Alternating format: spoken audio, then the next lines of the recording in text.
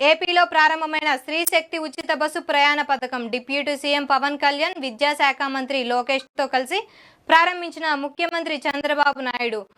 ఉండవల్లి నుంచి ఆర్టీసీ బస్సులో విజయవాడకు వయా చంద్రబాబు, పవన్ కళ్యాణ్, లోకేష్ మార్గ మధ్యలో మహిళలతో సంభాషించిన సీఎం.